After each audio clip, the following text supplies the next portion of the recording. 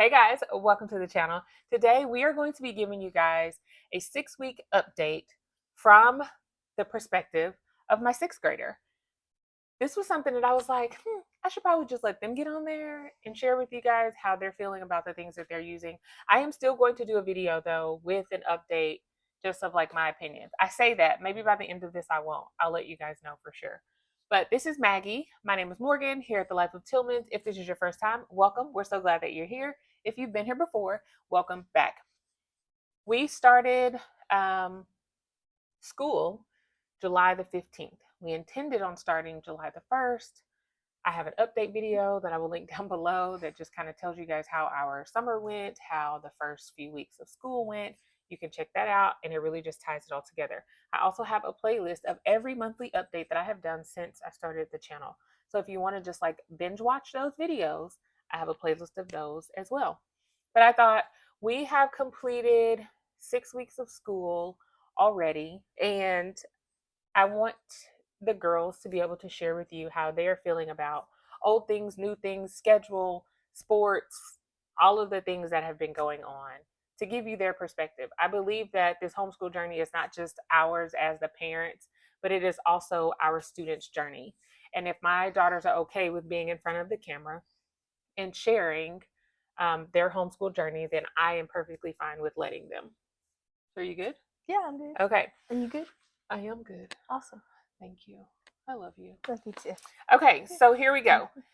Maggie, 6th grade. Our focus for this year is to get more, was to focus more on reading comprehension. So I'm going to start with ELA components, but reading comprehension. And we're going to give you guys just a walkthrough of everything that she is using. And so this is going to be a recap, and it may be a little long, but hang out with us because I think that she has some really good stuff to share, which I don't know because we haven't talked about it, but hopefully she has. Are you yawning? I'm just yawning. But hopefully she stays awake and she has some really good stuff to share. Okay, a recap of what she is using. We have currently, she actually just finished up Easy Grammar grade 5, and she will be moving into Winston Grammar, the basic program. And this is a pickup from when she stopped it a year and a half ago. Yeah. Okay, so she will pick up where she left off with the Winston Grammar curriculum. Then we have sentence diagramming by the Critical Thinking Company. We also have, and I'm just going to give you guys what she is currently using. There are some other things, I will link her curriculum video down below, but there are some other things that we have not started incorporating into our homeschool just yet. And it will not happen until after the first 16 weeks of school because we have volleyball going on and it is like crazy busy this time of year. So I don't want to add more to her plate. I actually try to pull some things off of the girls' plates during this time of year. So currently she is finishing up. She will go into Winston Grammar. Then we have her spectrum reading grade 6. We also have Wordly Wise grade 5 for vocabulary. She is taking those vocabulary words and those are becoming her spelling. And then she is using Writing Strands beginning level 2 right now for, yes, and that is all that she is using currently. Okay. So let's start with Easy Grammar 5. How do you feel about that? I feel really good about that. They had like instruction pages, which I really like to like tell me how to do things. Cause like I was figuring out that we don't speak right a lot of times. We have learned a lot in grammar, and we do not speak correctly. And like you just said, we don't speak right.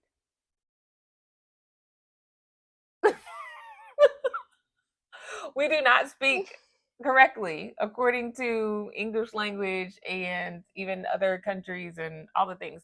And I think it's great to get an idea of what grammar looks like across all different levels. So yeah, how do you feel about the level of difficulty? Is this something that is easy, right on target, super hard? How do you feel about that? I mean, it wasn't easy. It also wasn't really hard, but it was like right in that middle point that I needed to like answer the questions and still get a couple wrong, but know how I got the wrong and why and stuff.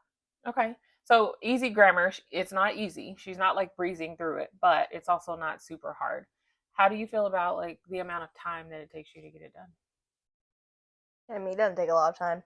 I could do Actually, it depends on the page. Like if I'm just marking stuff, like just check marks over the like on the line, if it's like a correct sentence or a wrong sentence, that takes me about a minute to get through them. But if I'm like filling out and writing sentences, it takes me about 5 to 10.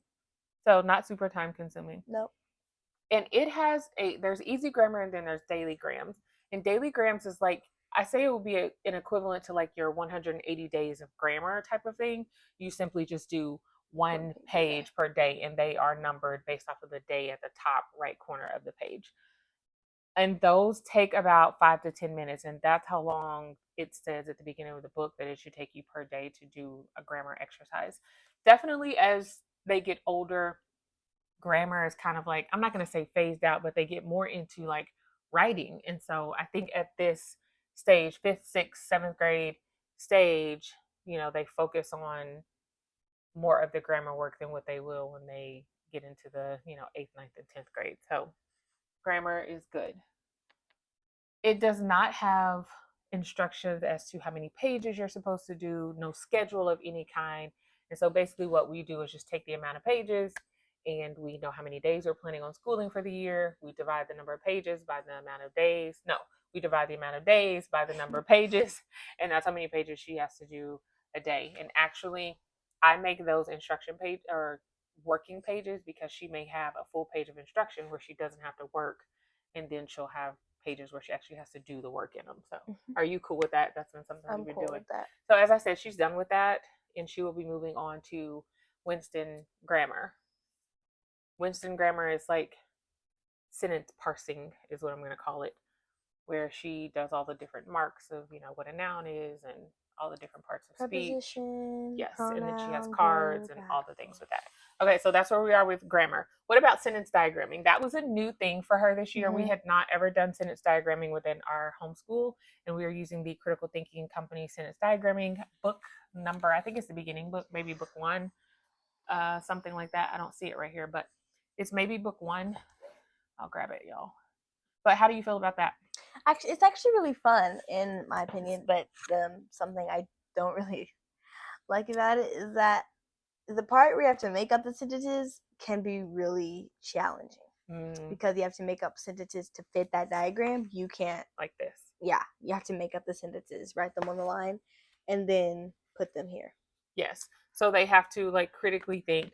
Whereas, so it has 4 parts or numbers to each lesson. There are 12 lessons, and each number, so 1, 2, 3, and 4, has like 3 questions that you have to answer underneath that. So when you get to parts, yes. So when you get to parts 3 and 4, they have to come up with their own sentence to fit the diagram, which can be challenging. She asked me to help her with that the other day, and I think we probably spent a good 10 minutes on that sentence. But we finally got it. Yes, we did. So this has been something that's really good. I think it's bringing out a different critical thinking piece for her when it comes to grammar, which has been really helpful. And this is the beginning level for sentence diagramming. And I believe there are 2 levels after this one. We may or may not go to those next levels. There are 12 lessons. But as for right now, this has been pretty good. Any other than that, anything else? Do you like it? It's fun. It's fun. Yeah. How long does it take you to do it? Every day, probably about 5 to 10 minutes. But she doesn't do it every day. What days do you do? I do it Tuesday and Thursday. Tuesday, Thursday. So I do number 1 and 2 on Tuesday, and then number 3 and 4 on Thursday. So she is completing 1 lesson per week. So she will be done with this before the end of the first semester. So, okay, the next thing that she has been doing is the Spectrum Reading Grade 6. And this was actually a book that I found that we had for a really long time that I had not even, we're grabbing it. I had not, I didn't even realize I had it. I was cleaning out the homeschool room and I'm like, this is perfect. Thank you, Lord. So it is a reading comprehension book. She has a passage here and questions. Reading comprehension has not been something in the past that she has taken a liking to. I'll say that. So that was my purpose of doing reading comprehension with her. How are you feeling about this reading comprehension book? I mean, it's not bad. It's really not bad. It's not it doesn't take as long. There's not as many questions as another curriculum I do, and I think it's really good. Yeah, so far Okay. I haven't had an 80 down. How do you feel about the stories that you've read? Are they interesting, boring? Like, what They're are we talking actually about? very informative. Informative. Informative. Informative? Yeah. Yes. Okay, so she's reading passages that are giving her great information. It's not just some like kind of boring story that goes along with it. And I think that's really important. It's really important for children to find things that they enjoy reading, topics that they enjoy. That's how you develop lifelong readers. They find things that they enjoy, they get in the habit of actually reading, and then you can start shoving stuff in their faces that they don't even like, but they're so used to reading that they can get through it anyway. Yeah? No. Yes.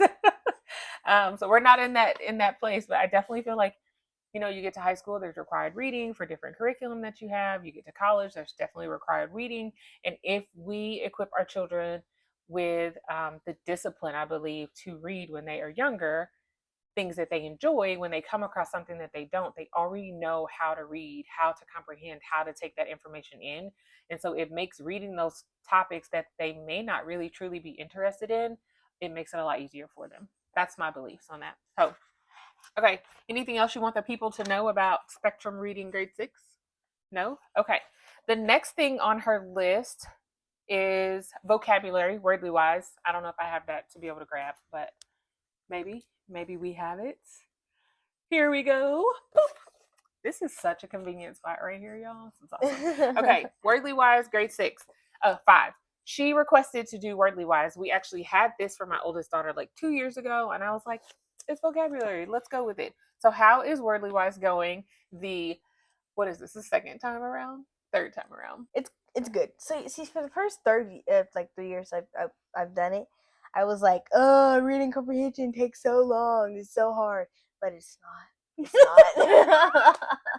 She's like, it's not. It's not. See, for the first time, I forgot that when it said like the questions like that have you answer that have a word in them, you don't have to use that word. And so instead of using every single word, you only have to use like 8, and there's 15 of them. And so that really helped. Yes. She did not like reading comprehension, you guys. She just didn't like it. And this is maturity. Sometimes we just have to give our children a chance to mature. We can introduce them to things way too early simply because we feel like, okay, now is the time. But she just wasn't ready to dive into a bunch of reading comprehension. But now she's really killing it. Like, and enjoying it on top of that. Like, it's not like this dreaded thing, like, oh, I have to pull this reading comprehension out because that's how it was before. But she's really enjoying the reading comp of it. What about the vocabulary portion? So reading comprehension for wordly wise she does on Thursdays. And then the other days are practicing vocabulary, like using words in sentences or doing the Finding out the meaning right of them. meanings to them. Yes, things like that. How are you feeling about that portion of it? I'm actually feeling really good. And some of the words that we're like reading in our science and everything just pop up when Yes. I'm reading. That's Which is really really cool. cool, I think. So she has about 15 words per lesson. And there's 20 lessons? I don't know how many lessons there are. Yes, 20 it looks like. 20 lessons in this book. I'm glad we did this.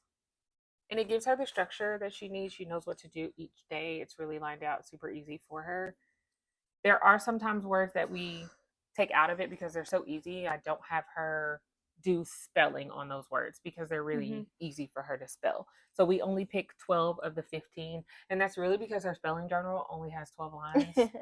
But it has always worked out that there are several words that she doesn't, I say several, anywhere from like 3 to 5 words that she does not need practice on for spelling. So we just leave those words out. I just pick the easiest ones.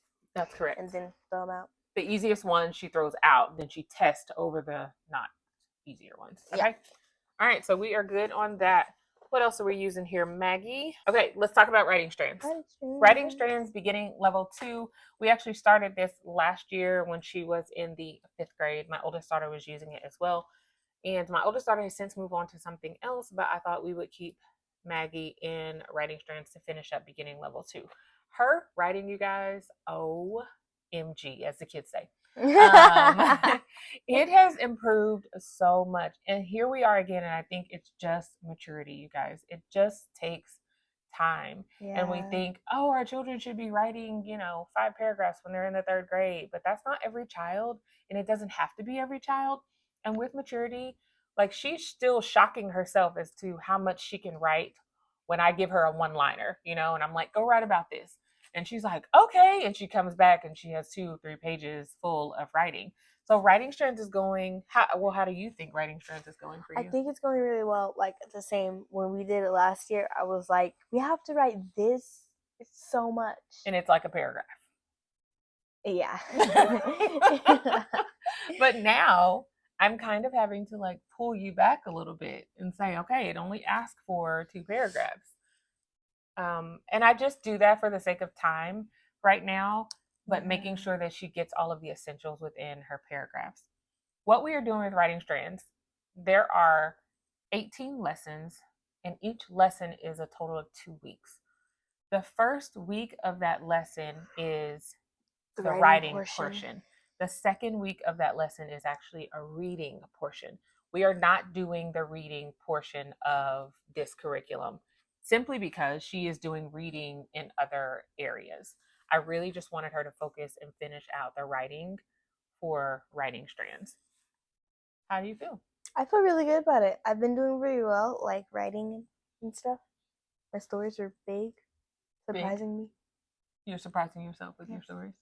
Do you find this to be the topics or what they have you write over, or the different writing exercises? Are they interesting, boring, monotonous? Like they're the same every week? How are you feeling? What is that like? I mean, they're not the same every week, but I mean, they're topics.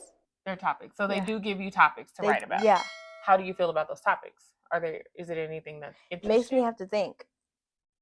Good. Winning. So it does give her specific topics. It also teaches them like brainstorming.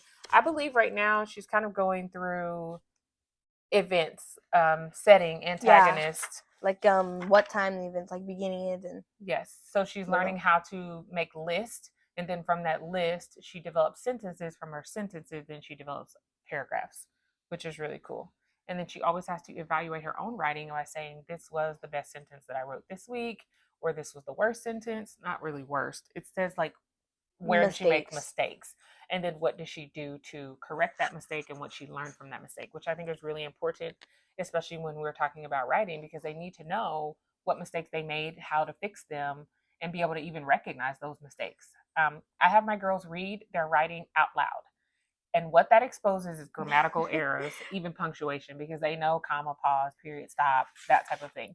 And they will read something out loud and they're like, oh, that doesn't make sense at all. Yeah, like one of my sentences says, Jennifer tells about parents about wanting to grow a butterfly garden. Yes. And I'm like, did you read that out loud? She's like, And then she read it. She's like, I need to correct that. So that's really helpful. That's something that I always have them do, is when they are writing anything, they need to read it out loud. And that really helps them to be able to hear and recognize any grammatical errors in what they're doing. So cool with that? We're good? All right.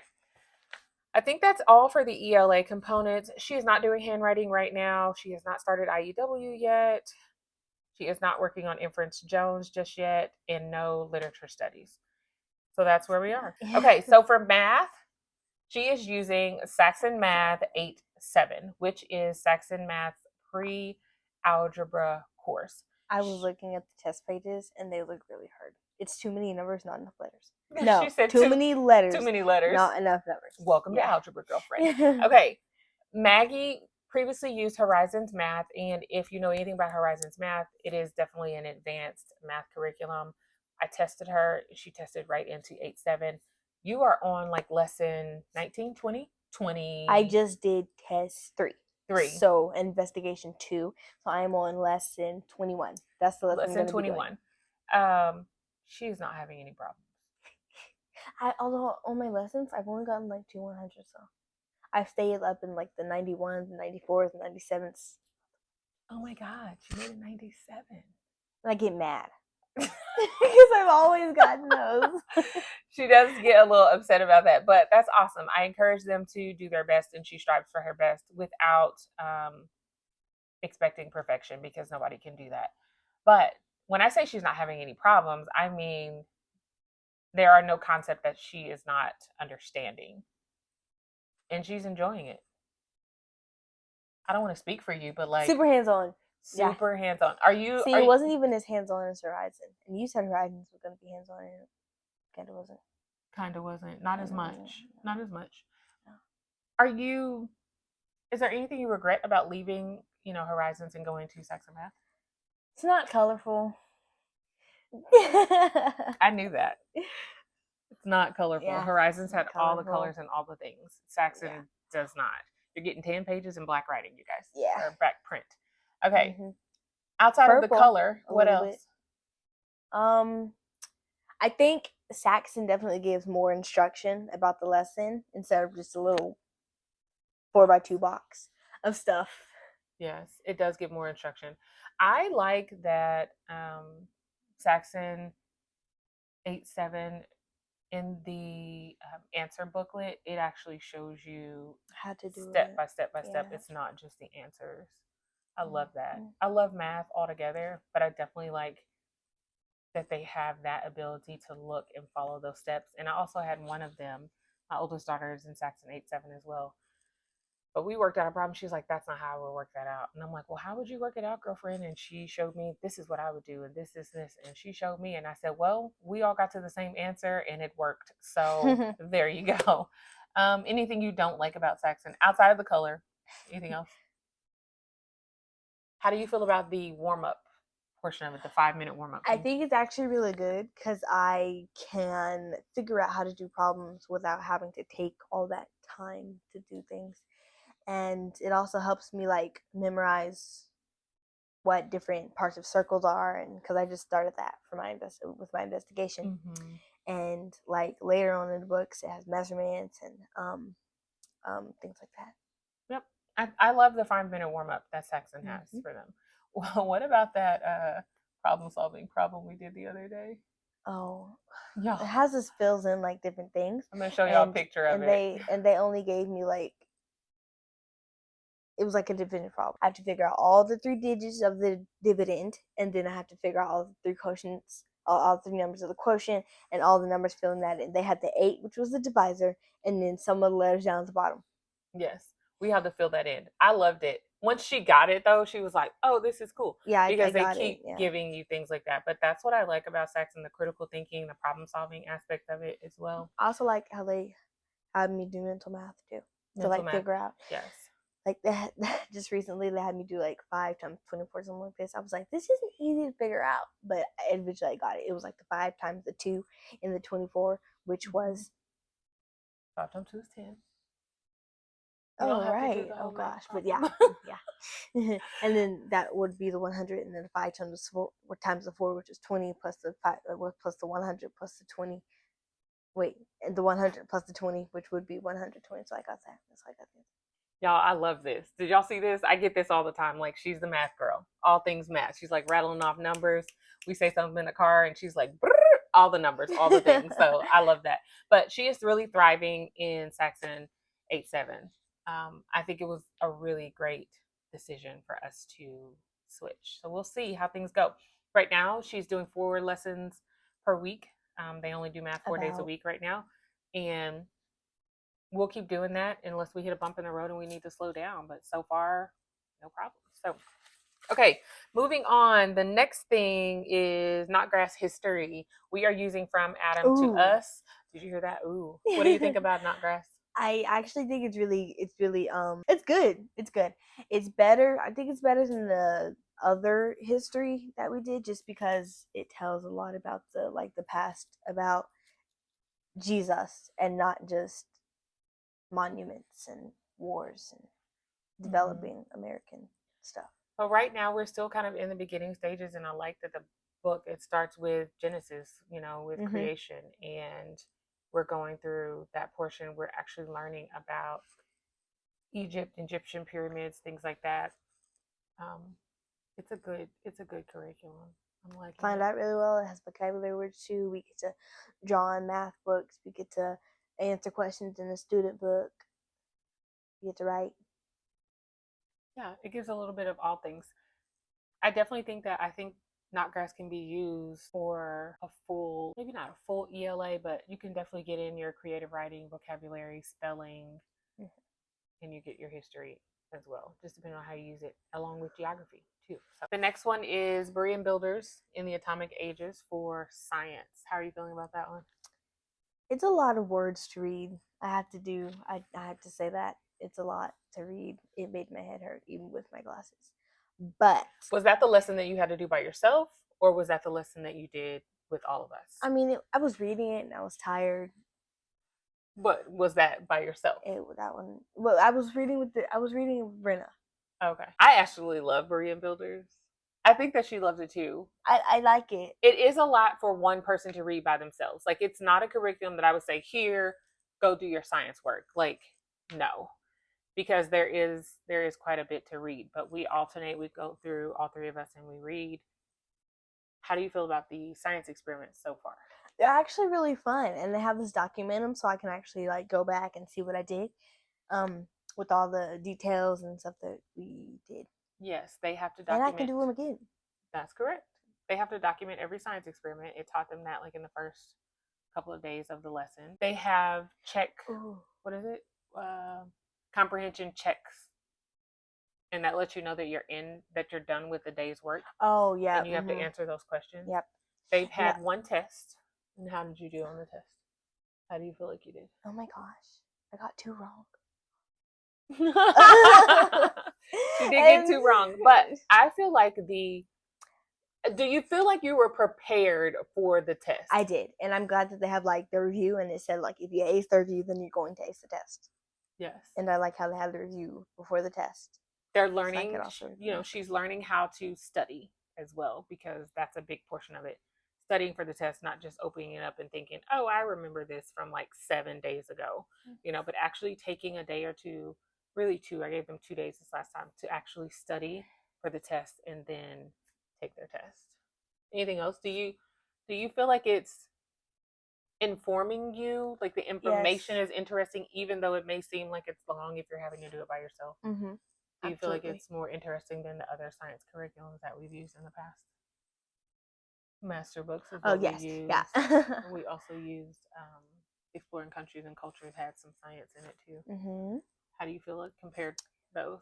I would have to say that it's kind of in the middle, because Exploring the Countries and Cultures was just a lot. Mm-hmm. It was a lot. But the master books, it had the questions, the experiment, although we didn't always get to experiment, so I'm actually glad that they had the days too.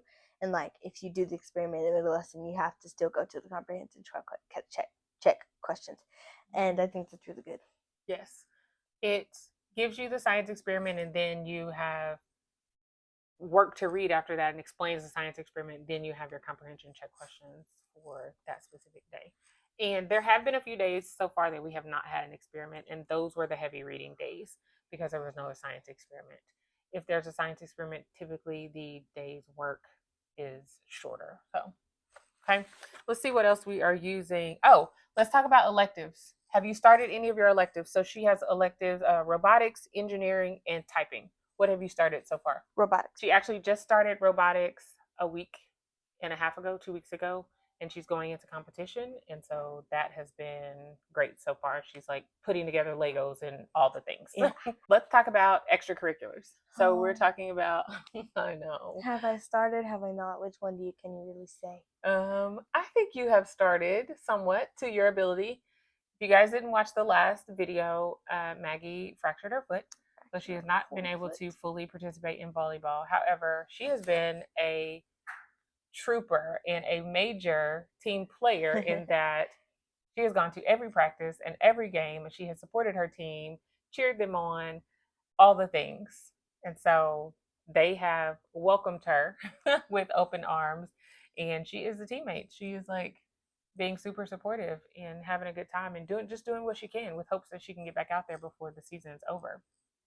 I mean, I feel like I spoke for her, but that is my view of what she is doing. How do you feel about what you're doing? I actually think I'm doing good with handling like not being able to play but still sitting there and cheering them on. I think that I bonded with them well, even though I'm not playing. Yeah, I was about to say with the team, but I am with the team. But yeah, I'm not playing in the games. I actually think I'm getting better with different skills that I can do. For instance, serving. I'm getting better with that. Yep. I am.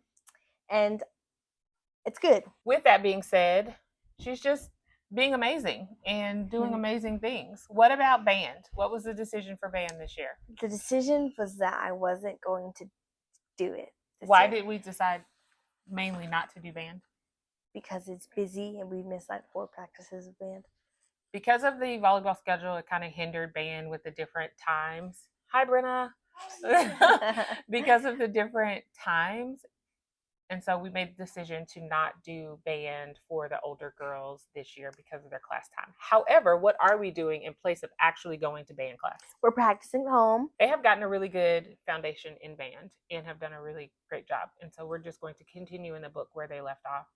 And I have a music background. We're working through it. I think it has been a good experience. And hopefully the prayer is that we will be able to get them back to it next year, if not second semester of the school year once volleyball is over. Are you still yawning? I'm still yawning. I'm trying to think if that's anything else.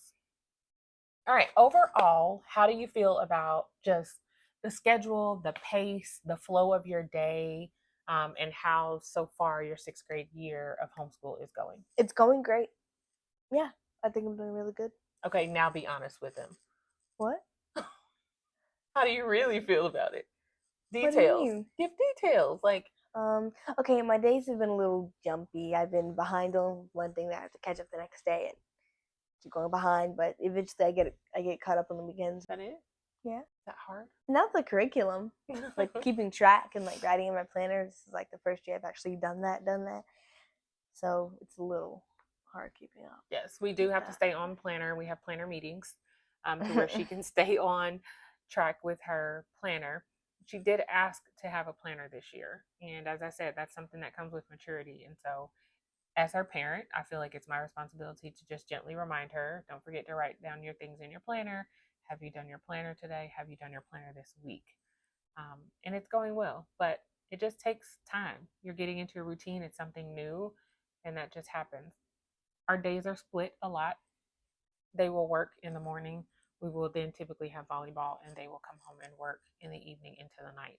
And that is just our lives right now. And it's not ideal, but we're not going to completely stop school while we do volleyball. But do you think that we're in a good rhythm with how things are going? Yeah. Yes. We could get into a better rhythm, but so far we're in a good rhythm. So what could we do to get into a better rhythm? What do you think? I think we like when we're done with breakfast and stuff, we usually go on to play instead of cleaning up the kitchen and actually getting to Bible and to history and science. So we're kind of, I say we, I don't go off to play. That's them, guys. But it kind of pushes our day back. And so we're working on the discipline of staying on track. Staying on track, still having fun. We're not trying to take away fun, but we also can't spend, 45 minutes rolling around on the floor in the living room with our sisters and all the things. Although Good that times. is fun. Although that is fun. But we are working on that, and it just takes time. It's an everyday work thing, you guys. It's not like just you snap your fingers one day and everything is perfect and in order. And there are days where we stay on track and do it great for several days, and then you just have a day where you're like, whew, I want to let my hair down a little bit more probably than I should, but we're going to do that. And so I do have to tell the girls, their fun during the week and playtime is that they chose to do volleyball, band, those things. And then on the weekend, you have something in your eye? Oh. And then on the weekends, don't mind her, she's fine. We have to make up that time. So that's just a part of our lives right now. So are you still enjoying homeschooling? Yes. Do you want to quit? No. Okay, good. No. Anything else you want to share? No? All right, guys. This is from the thoughts of a 6th grader, the first 6 week of school. See y'all later. Bye.